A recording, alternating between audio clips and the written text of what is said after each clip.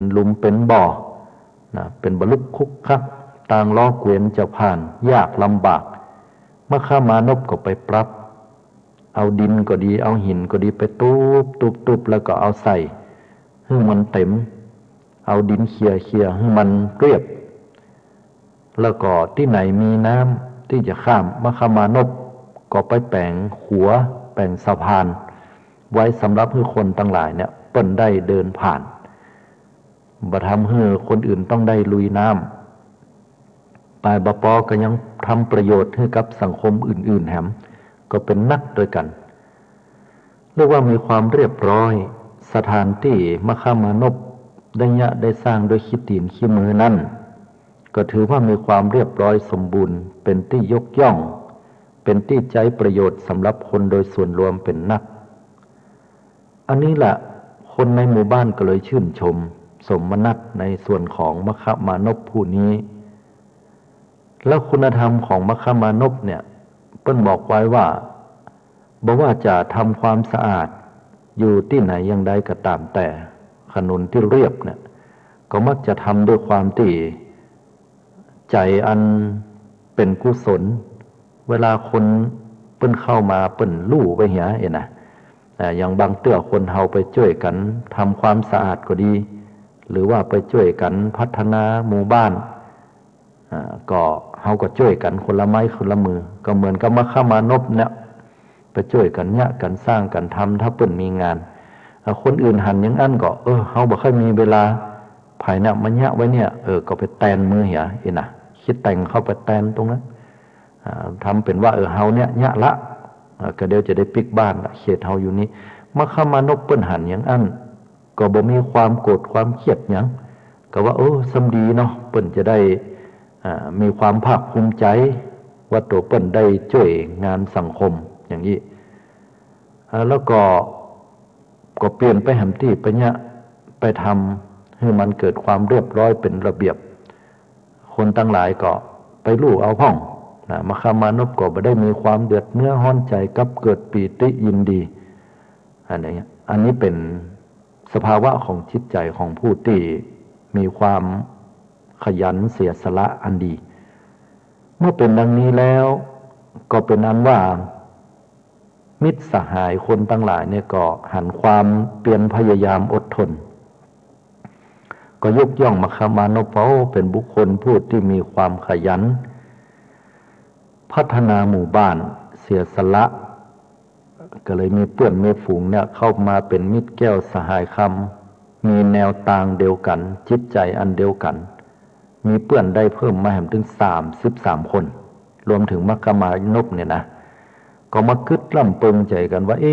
วันนี้เราจะไปเอาบุญทางใดดีไว้เนาะวันไหนที่ว่างๆก็จะบอกวันนี้เราจะไปเอาบุญทางใดดีวันนี้เราไปเอาบุญทางหน้าเนาะรู้สึกว่าทางหน้าปุ่นยังการเดินไปเดินมาตามหุ่นตางก็ดียังบ่เรียบร้อยตางข้ามน้ำเนี่ยประมาณสัก2 วาอยู่ก็ยังบ่มีขัวเตื้อทางข้างตางก็บ่มีความงามเขาจะไปปลูกต้นไม้ดอกไม้ประดับอย่างต่างๆแปลงศาลาน้ำไว้บ่กันดังนี้บรรดาเพื่อนฝูงแหม32 คนก็พร้อมใจกันคิดว่าก็ดีกะเขาไปเอาบุญกันเนาะว่าอย่างนี้นะ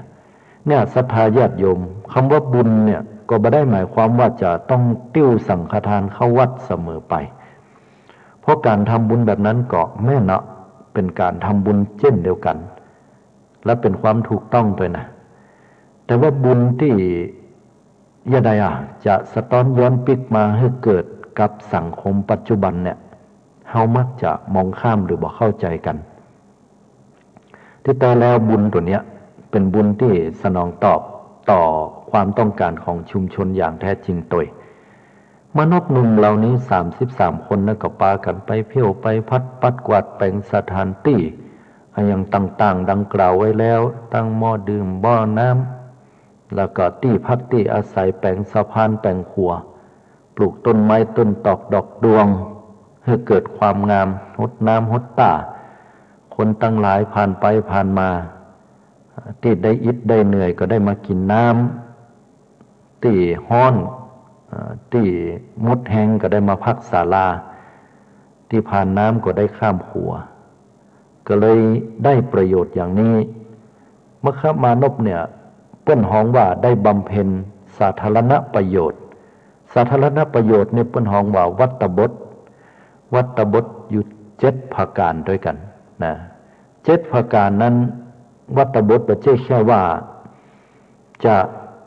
พัฒนาจิตอาสาเพียงอย่างเดียวแต่ว่าเปิ้นปฏิบัติอยู่วัตตบท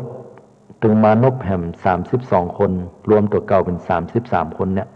7ประการนี้มีคุณธรรมที่น่าสนใจจะอู้ให้ศรัทธาญาติโยมได้นำเอาคุณธรรมเหล่านี้ไปใช้เหมือนกันวัตตบท7ประการนั่นได้แก่ข้อที่1เลี้ยงมารดาบิดาตลอดชีวิต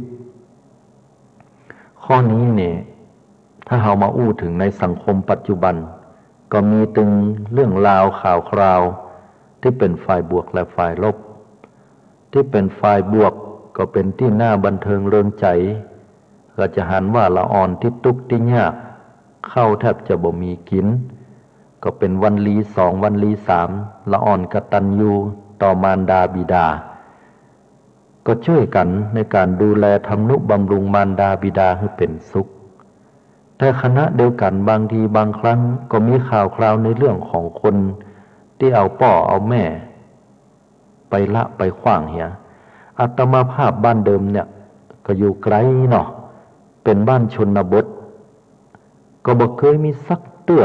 ตั้งแต่เกิดมาตั้งฮอดบัดเดียวเนี่ยบ่เคยได้ยินข่าวว่าจะมีคนเอาพ่อเอาแม่ไปขว้างเนี่ยบ่มีสถาแต่ที่ผ่านมาบ่เมินเนี่ยราวๆสักปีปลายก็มีข่าวว่าภัยบ่หัวเอาคนเฒ่าประจายคนหนึ่งอายุราวๆสักเกือบ80แล้วก็เอาไปละไว้ที่หน้าศาลาวัดเปิ้นจะมีหัวประตูนะแล้วก็มันจะมีศาลาทรงไทยที่เวลาเปิ้นตานหาคนตายเปิ้นเอาใจเป็นปราสาทเนี่ยนะอันนี้ก็เป็นประโยชน์เพื่อก็ตั้งไว้หน้าวัดแล้วก็คนทั้งหลายก็ไปใช้ประโยชน์อันนี้เป็นบุญเนอะทีนี้เนี่ยภายบ่ฮู้เอาคนเฒ่าเนี่ยไปละไว้หั่นแล้วตกเมื่อเจ้ามาก็ขยมไปเปิดวัดก็หันเขาใส่โหขี้เหล้าอย่างมาอยู่นี่ก็ไปห้องเป็นว่าไม่ใช่ขี้เหล้าของเก่าแต่ว่าเป็นคนเฒ่าที่เปิ้นตื่นขึ้นมาเนี่ยสลึมสลือเมาขี้หูขี้ตาถามฮู้เรื่องพ่องบ่ฮู้เรื่องพ่องก็เข้าใจว่าคงจะเป็นโรคอัลไซเมอร์น้อยๆเนาะถามไปถามมาเป็นว่าอยู่แห่งจังหวัดนึงลูกเต้าบอกว่าจะปามาแอวแล้วก็เอามาลงตอนเมื่อคืนก็ว่าเวตาเตพอที่ไหนก็บ่หันตื่นมาเมื่อเจ้าพุทธลุกพุทธนั่งพ่องยังพ่องเพื่อห่วงกรรมมาอยู่ที่หน้าวัดพอขยมไปอู้ให้ตุลุงฟังตุลุงก็ออกมากับตุเจ้ามาถามคนเฒ่าก็ให้โง่เป็นที่สลดใจเฮาหันแล้วเนี่ยญาติโยมทั้งหลายมันใจอ่อนหรอสังคมบ่เดียวอย่างมาอั้นไปเหียพ่อแม่เนี่ยเป็นผู้ที่ให้ชีวิตเฮามาด้วยกรรมของเฮากระแตน่ะถ้าเฮาบ่เสี่ยงกิเลสเนี่ยมันมีเชื้อให้มาเกิดแต่ถ้าเฮาได้เกิดในต้องหมูต้องหมาต้องแมวได้ไปเกิดหม้อน่ะหกนี่เหรอเฮาจะเย่ใดโยมถ้าเฮาบ่มีพ่อบ่มีแม่เนี่ยเฮาบ่มีสิทธิ์ที่จะไปตำหนิติตายหมายจ้าชีวิตของเปิ้นได้เลยแล้วเปิ้นมีพระคุณบุญคุณอย่างสูงยิ่งเลยกล่าวกันไว้ว่าถ้าคุณไหว้พ่อไหว้แม่บ่เป็นเตื้อเนี่ยบ่ต้องไปไหว้ไผที่ไหนเพราะไหว้คนอื่นบ่ได้ก็คุณธรรมบ่สูงถ้าเฮาจะเป็นคนมีคุณธรรมสูงส่งเฮาต้องไหว้พ่อไหว้แม่ให้ได้ก่อนแล้วมารดาบิดาเนี่ยเลี้ยงแล้วเนี่ยถือว่าตอบแทนบุญคุณของท่านเวลาคนเฮาฆ่าตัวตายเปิ้นว่าอัตตวินิบาตกรรม500จาตคือหมายความว่าเกิดมากุจาตเนี่ยก็จะถูกฆ่าตัวตายด้วยตัวเก่าบอกว่าจะเป็นกินยาแขวนคอพ่องอะยังพ่องเนี่ยทำอัตตวินิบาตกรรมเพราะอะยังมันถึงเป็นอย่างอีคำตอบก็คือเปิ้นกล่าวไว้ว่า ชีวิตเนี่ยคือเป็นของพ่อแม่ที่ฮื้อมามันถึงเลยกลายเป็นอัตวินิบาตกรรมถึง500 ชาตินะพ่ออย่างนี้ แต่ถ้าชาติไหนยังเช่นว่าชาติที่286เขาได้คบสัตบุรุษบัณฑิตเปิ้นเบี่ยงเบนความสนใจเปิ้นได้ให้หลักธรรมคำสอนนั้นให้กับเขาแล้วเขาก็เลิกในอันที่จะฆ่าตัวตายชาตินั้นก็เป็นอันว่าตัดภพชาติในชาตินั้นบ่ถึง500 ชาติแต่ถ้าเมื่อใดเขาบ่ปะคนดีบ่ปะสัตบุรุษบ่ปะศีลธรรมพระพุทธเจ้าก็ยาวไปถึง500 ชาติอันนี้เปิ้นเพราะอะไรอย่างก็เพราะว่าคุณธรรมก็เพราะว่าสิ่งที่พ่อแม่ให้นั้นคือชีวิตเป็นต้นทุนที่เราจะต้องเอาไปสร้างความดีเพราะนั้นแล้ววัตตบทข้อที่1เนี่ยเลี้ยงมารดาบิดาตลอดชีวิตเพราะว่าเปิ้นเป็นผู้มีบุญคุณต่อเฮาจะไปละไปขว้างเปิ้นศรัทธาญาติโยมเจ้าข้าทั้งหลายประเทศไทยเฮาเป็นเมืองพุทธเลี้ยงเปิ้นไว้มันตึงบ่เสียหลาย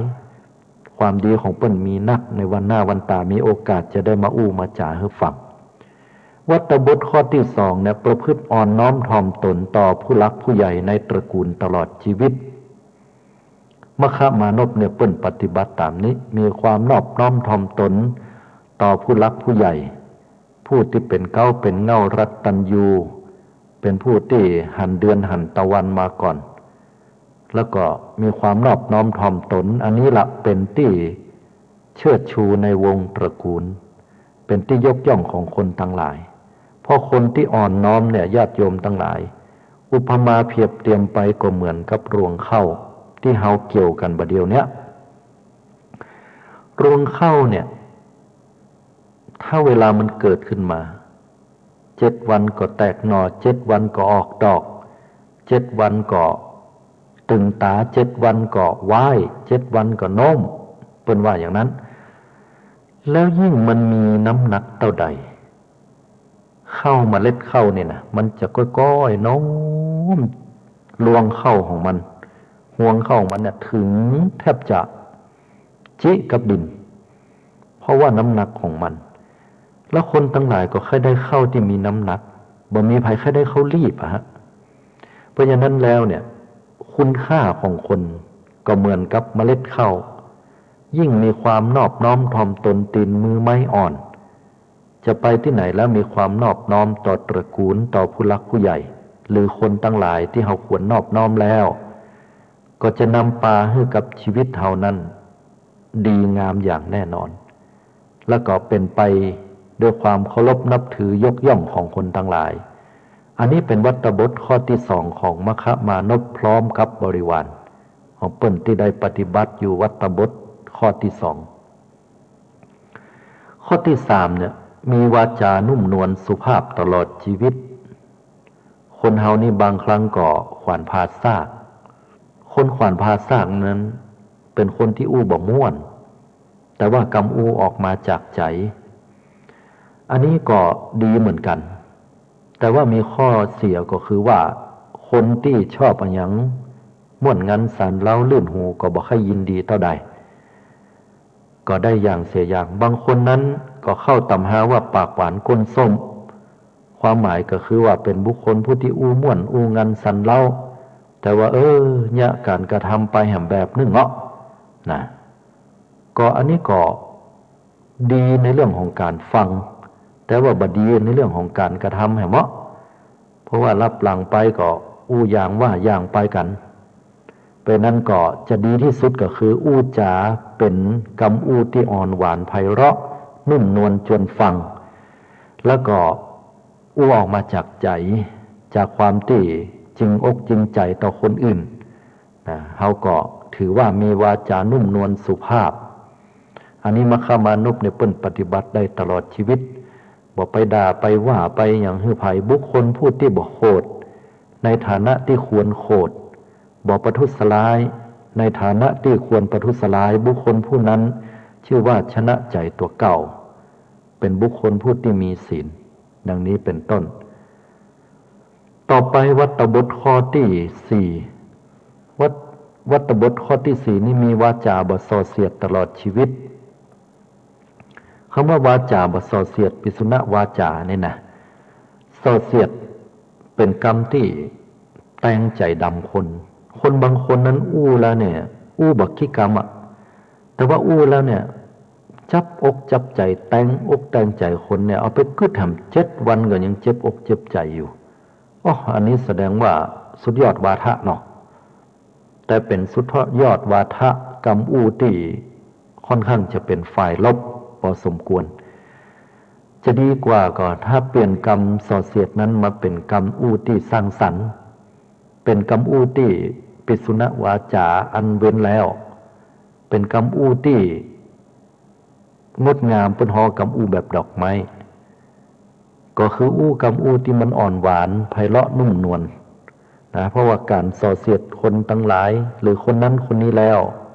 ก็นำปาให้จิตใจตัวเก่านั้นบ่ผ่องใสแล้วปลายบ่ปอคนอื่นก็บ่ค่อยคบนะเพราะว่าเป็นคนที่ชอบจะทำให้จิตใจคนอื่นนั้นเจ็บปวดรวดร้าว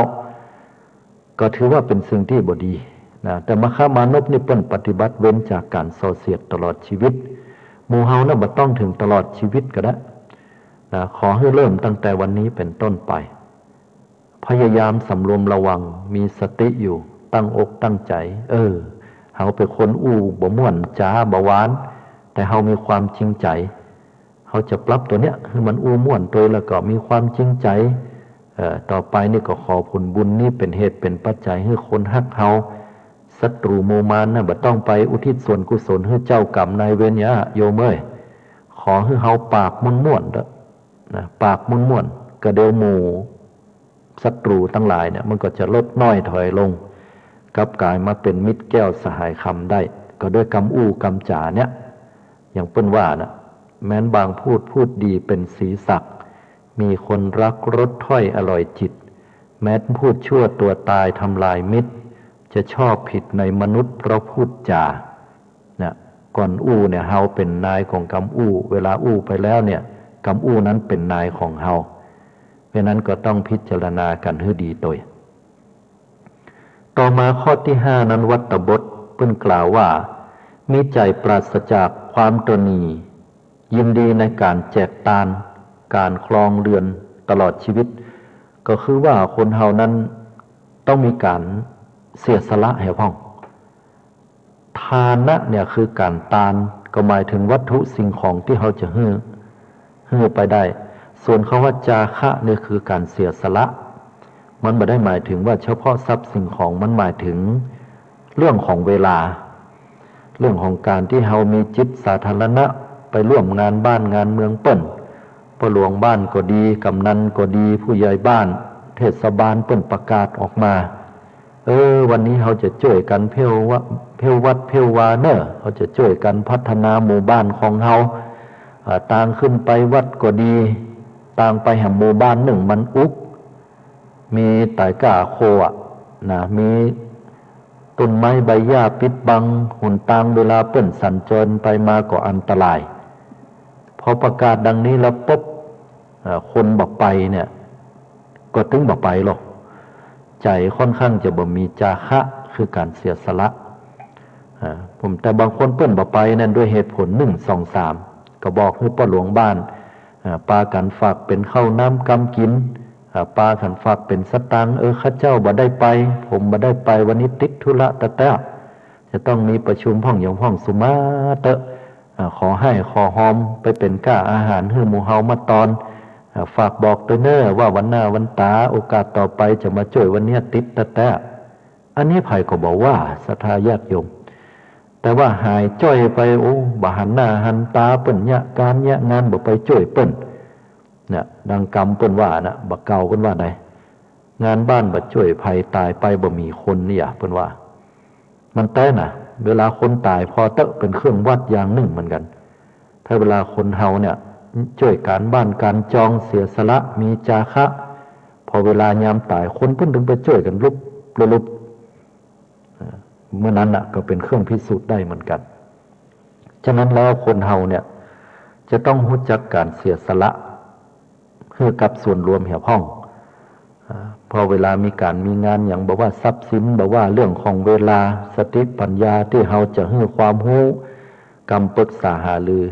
อันนี้แหละมคมานพพร้อมกับสหายเปิ้นยะกัน วัตตบทข้อที่ห้า วัตตบทข้อที่หกนั้นเป็นว่ามีวาจาสัตย์วาจากำอู้ที่จริงใจตลอดชีวิตก็หมายความว่าคนเฮาเนี่ยเวลาอู้ถ้าไผก็ตามที่อู้บัดแต้หรือว่าอู้นักเพิ่นก็ว่าไอ้ขี้ลมเห็นเนาะเฮามายกสีดำมาเปรียบเทียบสีขาวเฮามายกความมืดมาเปรียบเทียบกับที่แจ้งเฮาก็บ่หันฉันใดเนี่ยเหมือนกันคนสมัยก่อนอยู่กันก็ด้วยกรรมสัจจะวาจาความจริงใจบัดเดี๋ยวสัจจะวาจาเหล่านั้นก็ลดน้อยถอยลงเพราะอะไรอย่างก็เพราะว่าคนเฮานั้นแข่งขันกันอยู่ในสังคมด้วยความที่เห็นแก่ตัวนักขึ้นเพราะว่าวัตถุมันวิวัฒนาการไปแต่จิตใจของเฮานั้นพัฒนาโดยตามเฮาจะหันได้ว่าแก๊งคอร์เซ็นเตอร์เนี่ยชัดเจนที่สุดอาตมาภาพจะอู้ให้ญาติโยมพุทธบริษัทฟังไปปะใส่โยมคนหนึ่งเป็นอายุ60 ป่ายเป็นพ่อใจก็แปลงหน้าเศร้าส้อยละห้อยอยู่ฮะน่ะเป็นคนหู้จักกันเนี่ยแต่ขอสงวนน้ำสงวนชื่อและที่อยู่ของเปิ้นเพราะว่าได้สัญญาเปิ้นไว้ว่าจะเอาเรื่องเนี้ยไปอู้เป็นอุทาหรณ์สอนใจให้ญาติให้โยมได้ฟังเปิ้นก็เลยว่าได้ครับอนุญาตโยมคนนี้มีหน้าตาเศร้าส้อยเพราะทุกครั้งที่ผ่านมานั้นก็ลื่นเริงสบายใจอู้จากันม่วนคนเฮาเวลาบัดสบายใจมันตึงออกมาทางสีหน้าหรอก็เลยด้วยความคุ้นเคยกับถามว่าโยมเยี่ยใดอ่ะแปลงหน้าอย่างมางามแต่วันนี้อมตุกมาแต่เจ้าเนาะไอ้เฮาก็แซวเล่นเนาะด้วยความเคยกันเพื่อก็บ่กล้าอู้อ่ะก็ยิ้มเฮ้ยอย่างเก่าก็ยังไปแซวเพิ่นอยู่นะว่าโอ้ยิ้มอย่างนี้เนี่ยบ่ยิ้มมาไปฝืนอกฝืนใจพอยังอมโลกไปถึงแก่นไว้น่ะก็เลยว่าคนเฮาเนี่ยมันยิ้มมาตั้งนอกเนี่ยมันบอกหู้ในใจกันเนาะไว้อยู่โลกตมาภาพก็เลยว่าโยมคนนี้จะต้องมีอย่างในใจละอย่ากระนั้นเลยนะก็ลองถามพอถ้าเปิ้นเปิดใจก็จะหู้ก็จะได้ฮื้อธรรมะผลปรากฏว่าเปิ้นก็เปิดอกเปิดใจฮื้อฟังแต่เป็นว่าเรื่องราวของเปิ้นเป็นอย่างอี้เปิ้นบอกว่าเราประมาณสัก4 วันที่แล้วมาเนี่ยมันมีโทรศัพท์ลึกลับโทรเข้ามาในโทรศัพท์ของผมเนี่ยแล้วก็พอรับสายแล้วมันก็บอกว่าคุณเนี่ยมีความผิดเนอะประเดี๋ยวนี้นะก็ตกใจว่าไปมีความผิดอะไรอย่างมันก็บอกว่าคุณเนี่ยค้ายาบ้าอีโลก็บอกไปว่าผมนี่ไม่ได้ค้ายาบ้าแล้วบ่มีแล้วคุณบ่ต้องอู้ประเดี๋ยวนี้รายชื่อของคุณเนี่ยมันอยู่ในบัญชีของตำรวจเปิ้นละแล้วก็ไปกู้ยืมเงินมาเนี่ยมาเพื่อค้าขายเกี่ยวกับเรื่องของยาเสพติดนี่แน่นอนประเดี๋ยวนี้ตังธนาคารเนี่ยเปิ้นจะได้ฟ้องร้องนะติดคุกติดตารางนะปุ่นตลอดชีวิตปุ่นบ่ได้ออกมาว่าอย่างนี้หรอแล้วมันก็บอกว่าเบอร์โทรศัพท์ของคุณเบอร์นี้นะบัตรแม้แต่ว่าบัญชีธนาคารตัวแม้แต่ว่าบัตรประจำตัวประชาชนเนี่ยเลขบัตรอย่างตัวอันตรายเฮ้ยลุงคนเนี้ยเปิ้นบัตรเต้าบัตรตันเนาะยุงคนนี้ก็เลยตกสลางตกสะอึกนะขนาดนี้กันกะแล้วจะให้ผมจะได้เว้ยหรอให้ผมทำยังไงไอ้มูแก๊งคอร์เซ็นเตอร์มันก็บอกว่าถ้าอยากจะปล้นจากที่นี่ก็บ่ยากขอให้โอนเงินเนี่ยให้เข้าบัญชีธนาคารนี้ตัวแล้วก็เรื่องราวต่างๆนั้นก็จะจบลงไปบ่มีการฟ้องร้องมันอ้างว่าเป็นธนาคารหนึ่งหรอกด้วยความซื่อของลุงเปิ้นเนาะคนบ้านๆศรัทธาทั้งหลายก็ลงเชื่อแต่กะมันตึงจ้างอู้คนเท่านี้ว่านะมันจ้างอู้จ้างวานล้อมมันยกแม่น้ำตั้ง5มาอู้มาจ่าจนเฮาเชื่อมีหลักฐานมีสิ่งนั้นสิ่งนี้หูแผ่วบัตรประจำตัวประชาชนผมก็เลยไปโอนเงินให้มันเหมือนกับว่าต้องมนต์สะกดไปโอนให้พอโอนเรียบร้อยแล้วปุ๊บพนักงานก็เลยถามว่ามาอย่างลุงก็ถามกันปกติก็เลยบอกว่ามาโอนสตังค์โอนไปไหนตั้งนักเป็น200,000พุ่นลุงก็บอกอู้ให้ฟังเป็นว่าพนักงานก็เลยบอกว่าเอาเห็นละลุงโดนแห่งคนหนึ่งละนะพอโดนแห่งคนหนึ่งปุ๊บก็เลย อู้กันว่าระยะใดดีก็ต้องเข้าใจอายัดไว้ก่อนเข้าใจที่อ่ะพอก่อนว่าโอนเข้าไปแล้วเนี่ยมันโอนปิ๊กไปมันไปเบิกเอาละกาเป็นว่าลองตรวจสอบแห่งกรรมพนักงานแค่5 นาทีต่อน่ะญาติโยมทั้งหลายสตางค์หายไปเลย200,000นั้นบ่มีในบัญชีที่โอนไปถึงละปวดท้องเน็ตอะละแต่พอเป็นอย่างนี้แล้วปุ๊บเนี่ยก็โทรหาตำรวจก็มาหาละวุ่นละวายตำรวจบอกว่ามันเป็นกลุ่มแก๊งคอร์เซ็นเตอร์บัดเดี๋ยวเนี้ยสืบแล้วเป็นว่าบัดเจ้มีลุงคนเดียวที่โดนนะแม้แต่ข้าราชการเป็นครูบาอาจารย์เป็นนักวิชาการก็โดนว่ะสถานักวิชาการเนี่ยเป็นคนที่มีปัญญานักนะความรู้นักก็ยังโดนเนี่ยญาติโยมเพราะนั้นไม่ต้องไปว่าใครอ่ะถ้าเข้าตาจุนแล้วเนี่ยมันมีวิธีแยบคายขนาดเพราะนั้นไผ่ที่ฮับโทรศัพท์ลึกลับแบบนี้มาได้แล้วเนี่ยเปิ้นแนะนำบอกว่าบ่ต้องไปอู้กับมันวางสายเลยวางสายเลยหรือหู้แล้วก็หู้เต้าตันว่าคือมันเนี่ยเดี๋ยวมันดึงวางสายไปถ้าจะไปโอนไปอย่างต้องไป2-3 คนไปที่ธนาคารหรือที่เชื่อถือได้เพราะนั้นต้องระวังนะญาติโยมทั้งหลายเขาเป็นอย่างนี้ตำรวจเปิ้นก็อู้ให้ฟังว่าสืบไปแล้วเป็นว่าไปตกใส่พ่อจ่ายคนหนึ่งเป็นบัญชีอยู่ที่ทางภาคอีสานพ่อจ่ายคนนี้ก็เป็นคนสูงอายุเหมือนกันนะบอกว่าประมาณเดือนที่แล้วเนี่ยมีกลุ่มไม่ยิงกับพ่อจ่ายประมาณสัก3-4 คนก็มาติดต่อให้ผมเนี่ยไปเปิดบัญชีธนาคารอีลูกพร้อมกับบัตร ATM แล้วก็เอาเงินให้ผม500มันก็เอาบัญชีธนาคารพร้อมกับบัตร ATM หายจ้อยไปเลยตั้งวันนั้นจนถึงวันเนี้ยผมถึงได้รู้ว่าผมกลายเป็นเหยื่อของมิจฉาชีพเนี่ยเป็นอย่างอี้หรอเป็นว่ามันวางแผนอย่างอี้เพราะนั้นญาติโยมต้องระวังกันเนอะเนี่ยเป็นเรื่องที่คนเฮาสังคมบัดเดียวมามีวัตตบทข้อที่6คือมีสัจจะวาจาความจริงใจเพราะนั้นคนเฮาถ้าในสังคมเนี่ยตั้งมั่นอยู่ในสัจจะวาจาความจริงใจแล้วสังคมนี้ก็จะเป็นสังคมที่น่าอยู่และร่มรื่นเป็นที่น่าจันลงใจบ่ทำให้ผู้อื่นผิดหวังผิดอกผิดใจได้อย่างแน่นอนนะเขาก็เว้นข้อนี้เหียแล้วก็คณะเดียวกันก็ต้องระวังระแวดระวังในสังคมที่มันมีภัยเพิ่มขึ้นอันนี้ก็บอกเล่า90นำเอามาให้ศรัทธาตั้งหลายเป็นอุทาหรณ์สอนใจไว้ตัววัตตบทข้อสุดท้ายข้อที่7ก็คือไม่โกรธแม้ว่าความโกรธนั้นเกิดขึ้นก็ระงับยับยั้งไว้ทันทีความโกรธนี่มันมีโทษอย่างเดียวญาติโยมบ่มีคุณนะความโกรธนี่โกรธขึ้นมาแล้วมันเป็นฟืนเป็นไฟคนที่ว่างามก็ดูผางหายคนที่ว่าเป็นดังเทวดาก็เหมือนดังทาสานไปเหียดังนั้นคนเฮาเนี่ยเว้นจากความโกรธได้ย่อมอยู่เป็นสุขเป็นว่าฆ่าความโกรธได้อยู่เป็นสุขฉะนั้นศรัทธาญาติโยมเฮาตั้นทั้งหลาย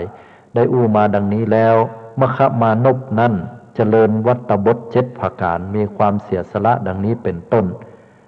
ก็ถือว่า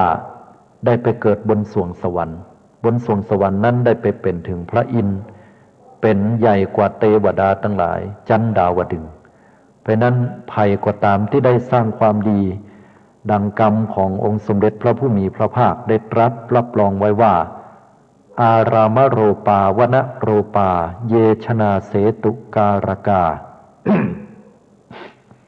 ปปัญจะอุทธปานัญจะเยททันติอุปัสยัง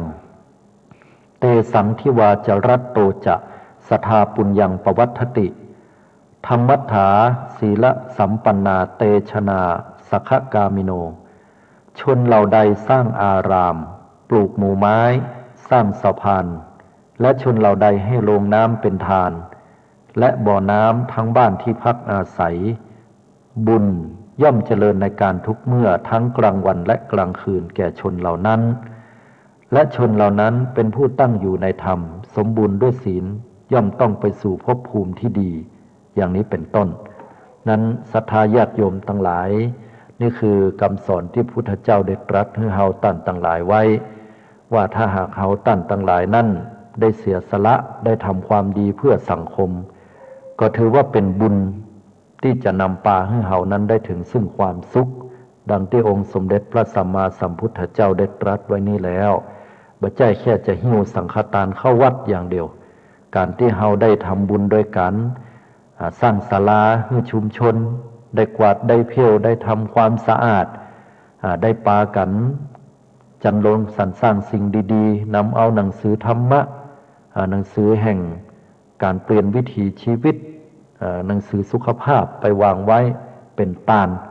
ให้กับชนทั้งหลายก็ถือว่าเป็นอานิสงส์ที่ดีละโยมนะ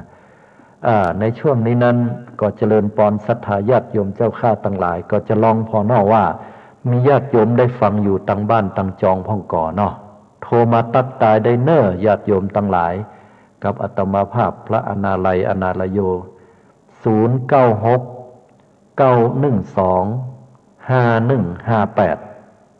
นะเบอร์โทรศัพท์0969125158ตั้งแต่เวลาที่เหลือเนี่ยทำสักประมาณ10 กว่านาทีได้ได้จาโทรมาให้กำลังอกกำลังใจ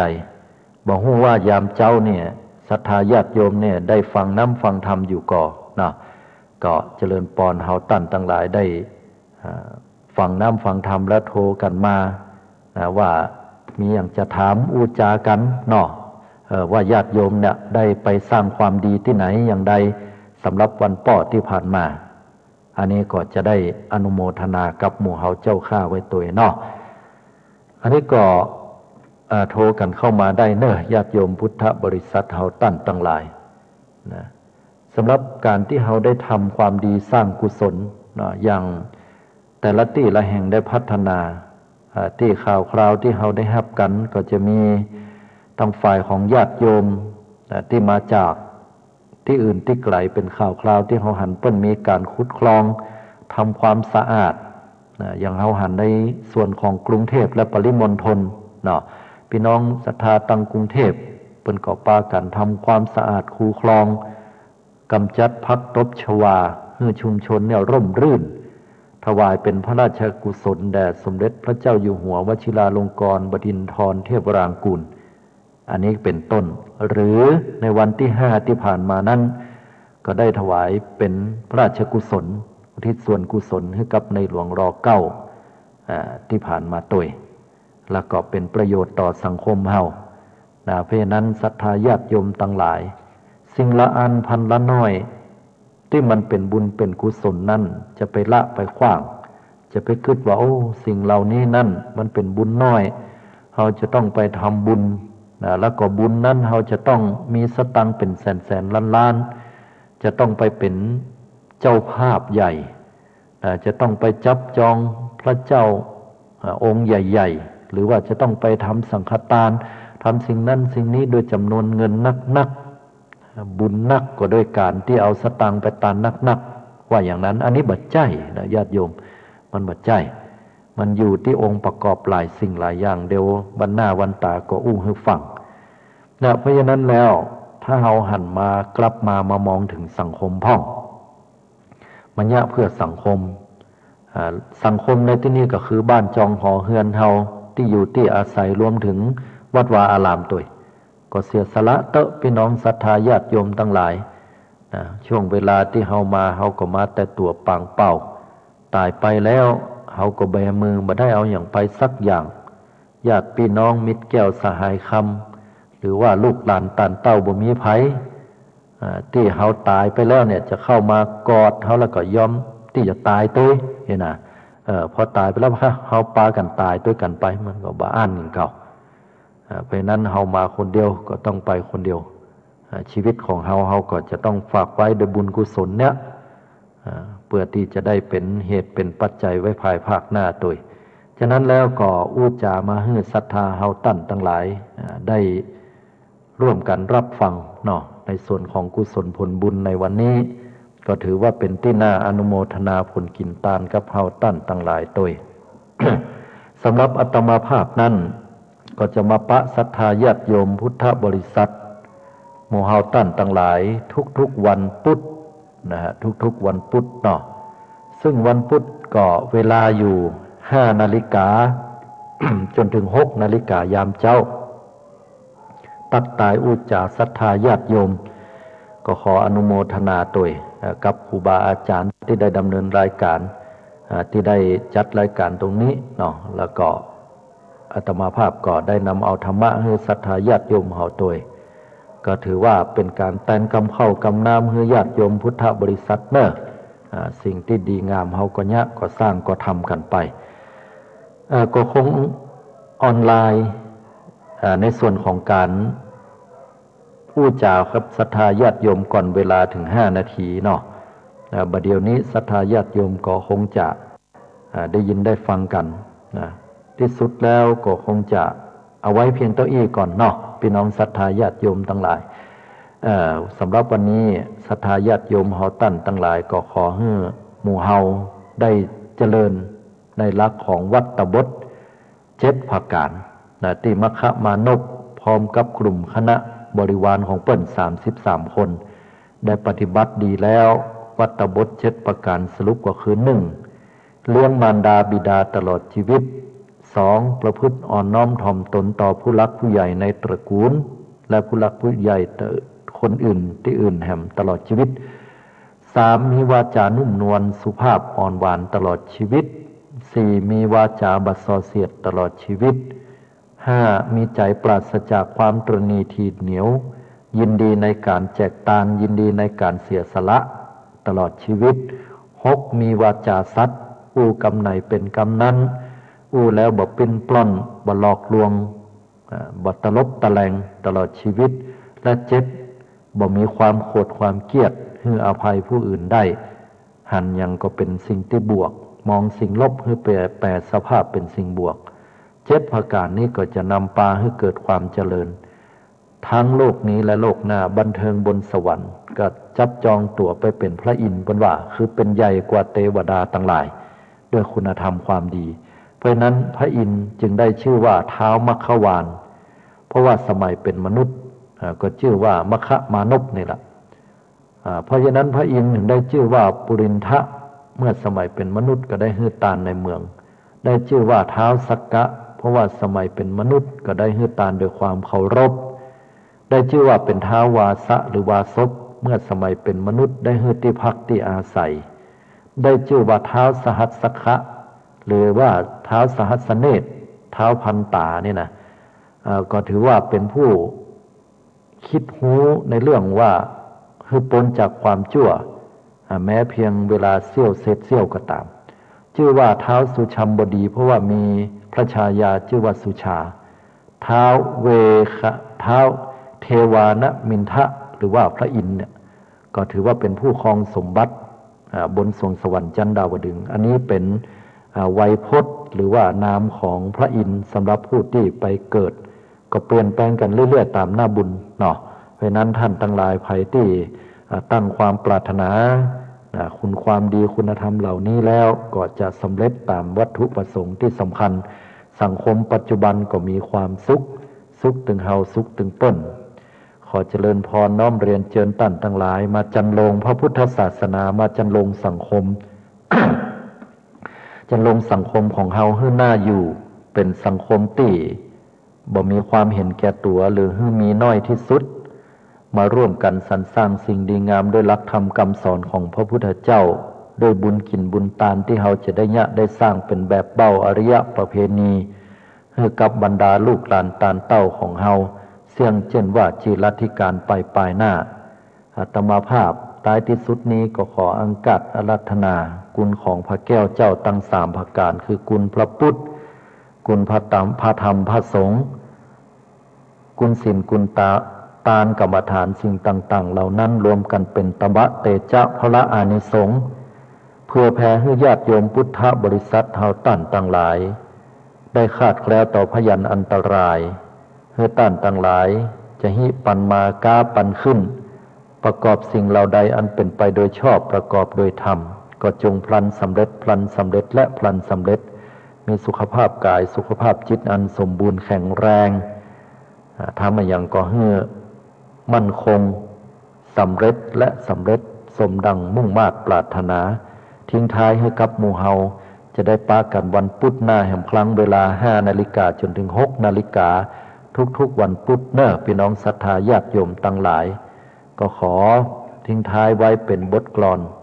บทข่าวให้ท่านทั้งหลายได้สดับรับฟังอวยพรอวยใจให้ท่านทั้งหลายว่า สุขสามประการนิพพานเลิศแล้วบังเกิดมิ่งแก้วมวลมี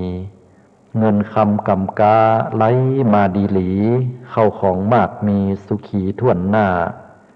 กิจการงานตัวทุกแหล่งล่าใหญ่โตโอรานยิ่งนัก ไปไหนมาไหนไผ่ก็ตักก็เลี้ยงแม่เลี้ยงเนอนาย ขอให้สนุกสุขใจสุขกายอยู่สุขสบายหายหม่นหมองเศร้า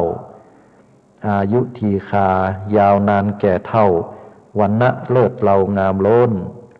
แม้นมีหนี้สินขอจุงฮือป้นตอบสายเสียงแล้วหมดไปศัตรูโมมานที่อยู่ใกล้ไกลโมทนาไม่กลายเป็นมิตรแก้วสติพยาปัญญาผ่องแผ้วตามดังกำปอนพุทธะและขอให้มีฤทธีเตจะเจริญก้าวหน้ายาวไปเป็นที่ฮักของคนตั้งหลายกระทำสิ่งใดไผก็อบอุ่มลงทุนลงแหงมีคนเตื่อมตุ่มสามัคคีกลุ่มช่วยกำอูม่วนจาหวานมัทุเลิศล้ำมัดใจปิญญาไฟแปลงเมื่อมีคนฮักเมื่อจักแสวงหาเงินใบแดงเต็มโถงเข้าบ้านเต็มโถงเข้าบ้านอายุวันโนสุขังพลังทุกท่านทุกคนเน้อ